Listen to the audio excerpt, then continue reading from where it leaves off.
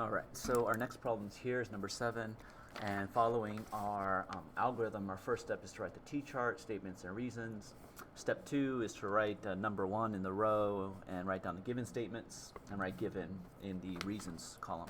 So let's go ahead and do that. We've got something like this. Got statements, reasons. Okay, number 1 is going to be all of our given statements. It's going to be line segment SU congruent to line segment LR, and then line segment TU congruent to line segment LN. And our number 1 reason is going to be given, of course, always the same, always given. Now what do we do? Well, let's follow our algorithm here, and our next step is to look and see, do we have any congruent statements? If we have any congruent statements, we convert them to equations using definition of congruence. Do we have any congruent statements? Yes, we do. We got 2 of them. So I'm going to go ahead and turn those into equations, namely measure SU is equal to measure LR, and measure TU is equal to measure LN. Notice here that when we refer to the measure, we don't put the line over it, and we go to equation. Equation is great because it allows us to use substitution, which is an algebraic property. Right? We cannot use algebraic property on congruent statements. So this is going to be definition of congruence. Okay, great. Now what do? Well, what's our algorithm say? Its next step is if midpoints are given, then we use the definition of midpoint to create an equation. Are we given any midpoints? No, we're not given any midpoints. If we were, it would say midpoint, no, T is the midpoint of SU, or N is the midpoint of LR. It does not say that. We're not given midpoint, so we skip step 4. So we're skipping step 4. Moving on to step 5. Now we look at the figure, and if we're given 3 points on a line, we create an equation using seg-adpos. Okay. Seg-adpos lets us say the first part of the segment plus the second part of the segment equals the whole segment. So we look at our figure, and do we have 3 points on this line? Well, it doesn't appear to be, but there is a point there. There's a T there. Okay, so there are 3 points, S, T, and U. And then if we look at this part of the figure, we also have another line with 3 points on it, L, N, and R. So we could apply seg-adpos on the first set of 3 points. We could apply seg-adpos on the second set of 3 points. And so let's go ahead and do that. What does seg-adpos let us say? It says first part of the segment plus second part of the segment equals the entire segment. So namely, measure SU plus measure TU is equal to measure SU. So measure ST plus measure TU is equal to measure SU. The next one would be measure LN plus measure NR is equal to measure LR. Okay, so my 3 is going to be seg-adpos. And we look at our algorithm. What do we do next? Well, we finished our segment adpos, and now we're here on the last step, which is now we use substitution to try to get to the proof statement. So we're looking here, what is the proof statement? Is ST is equal to NR. We need to get ST equal to NR. How can we do that? Oh shoot, this one is going to be a little tricky, I think. NR. Okay. Okay, so what I would do in this problem is I want to get ST equal to NR, right? So what I want is I want to solve this equation for ST. I want it to say ST equals some expression. And then in this equation, I want to solve for NR. I want it to be NR equals some expression on the right side.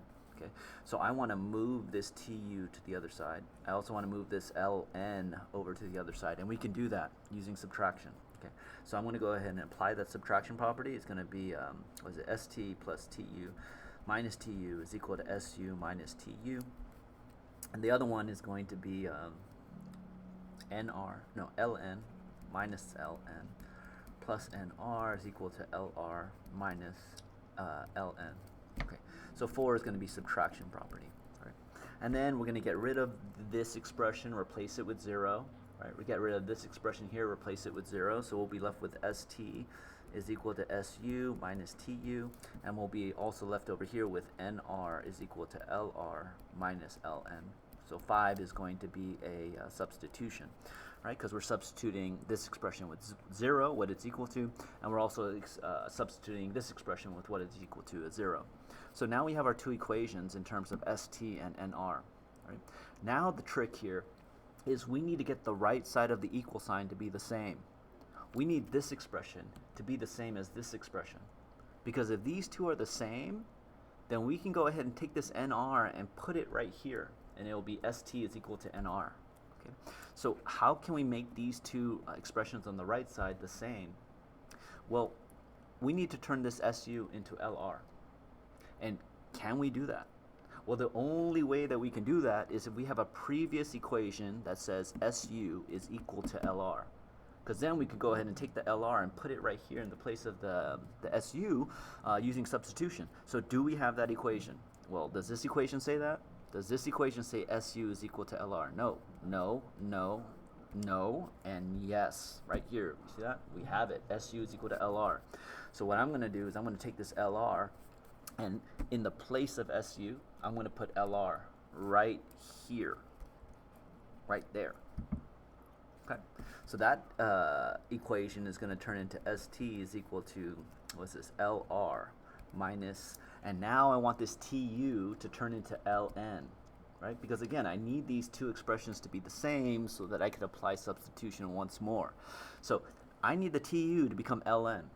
Right? How do I get the TU to be LN? Well, the only way that we can replace the LN for TU is if we have an equation that says ln is equal to tu. So do we have that, right? Well, do we have it here? No. Do we have it here? No, no, no, yes. Tu equal ln. So I'm going to go ahead and take this ln, and in the place of the tu, I'm going to put ln right there. Okay, so substitution. So I'm going to put an ln right there. Now we're great. Now we're great. Why? Because now we have the same expression here on the right side of that equation, and we have the same expression here on the right side of this equation, right? So what does this mean? Well, students get confused with this. The students are okay with substitution when it's one term equal one term. You guys are fine with that, right? But all of a sudden, when there's two terms right here, like your brains just cannot compute, right? But it's the same thing. It's substitution. What does this equal sign mean? It means anywhere you see this right side, this expression on the right side, you could put NR. Anywhere you see NR, you could put this right side of the equal sign. Okay, substitution. And so the question is do I see this LR minus LN anywhere? Yeah, it's right there, right here, right? So in the place of this expression, I'm going to go ahead and put my NR right there. Okay, substitution. It means if wherever I see the right side, I could put the left side. Wherever I see the left side, I could put the right side.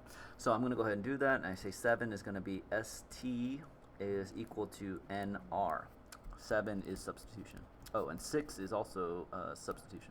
Right. Okay, so we're there, but we're almost there, but we're not there, because this proof statement is a congruent statement, right? But we have an equation, so we need to go ahead and now convert that into a congruent statement. So let's go and do that. It's easy, right? So we got 8 is line segment ST congruent to line segment NR, and our reason for this is definition of congruence.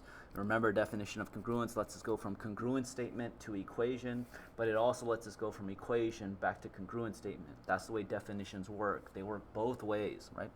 So anyhow, that's this problem.